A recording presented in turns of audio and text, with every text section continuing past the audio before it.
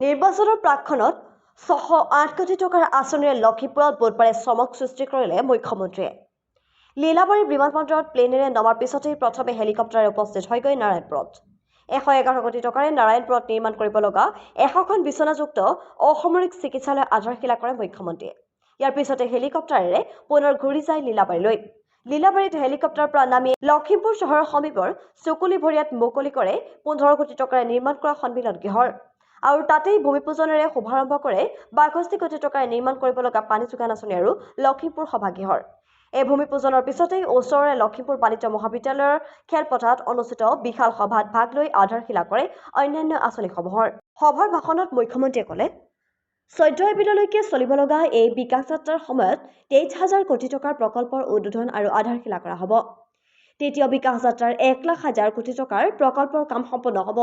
ইয়াৰ ভিতৰতে কেইটামান প্ৰকল্প হৈছে ৰঙানদী সমষ্টিৰ কল্ড ষ্টৰেজ আধাৰশিলা, লখিমপুৰ ঢকুৱাখানা দুটাকৈ আৱৰ্ত ভৱনৰ উদ্বোধন, ৬৩ কোটি টকীয়া নাকাৰীৰ ফ্লাইঅভাৰ আধাৰশিলা, ১১১ কোটি টকীয়া নাৰায়ণপুৰত ১০০খন বিচনাযুক্ত চিকিৎসালয় আধাৰশিলা, ৬২ কোটি টকীয়া লখিমপুৰৰ পানী যোগান আঁচনি, জিলা সন্মিলন কেন্দ্ৰৰ উদ্বোধন, ১০০০ আসনযুক্ত নতুন সভাগৃহ আধাৰশিলা, লখিমপুৰ মেডিকেল কলেজৰ চৌহদত BSc নাৰ্ছিং কলেজৰ আধাৰশিলা, লখিমপুৰ মেডিকেল কলেজৰ ভিতৰত ছুপাৰ স্পেচিয়েলিষ্ট চিকিৎসালয়ৰ আধাৰশিলা। ভাষণত মুখ্যমন্ত্ৰীয়ে ক'লে, উত্তৰ অসমত নতুন দিগন্তৰ সূচনা হৈছে।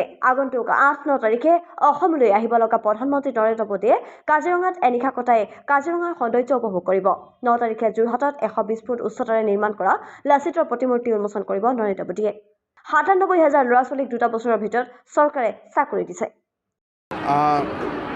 এজন ব্যক্তিৰ হাতত ক'বৰ কাৰণে যেতিয়া ৰাস্তা নাথাকে তেতিয়া তেওঁ বহুত কথা কৈ থাকিব, কিন্তু মুখ্য কথাটো হ'ল যে কোন দলে কাক প্ৰাৰ্থিত্ব দিছে সেই বিষয়ে আমিও বহুত বেছি গৱেষণা কৰা নাই। আমাৰ মূল উদ্দেশ্য হ'ল যে আমি বিজেপিৰ প্ৰাৰ্থী তালিকা দিছোঁ, AGP আৰু UPPLও নিজৰ প্ৰাৰ্থী তালিকা ঘোষণা কৰিব আৰু আমি অসমত লোকসভা নিৰ্বাচনত 11খন আসন আমি পাব লাগে, সেই উদ্দেশ্যে আমি কামত লাগি পৰিছোঁ। যে বিয়াৰ আগতে আমি বহুত দিন একেলগে থাকোঁ, যদি বিয়াখন নাপাতোঁ ল'ৰাজনো মানসিকভাৱে ভাগি পৰে, ছোৱালীজনীও মানসিকভাৱে ভাগি পৰে। সেইকাৰণে লিভিং টুগেডাৰ কৰাৰ আগতে বহুত কথা চিন্তা কৰিব লাগে।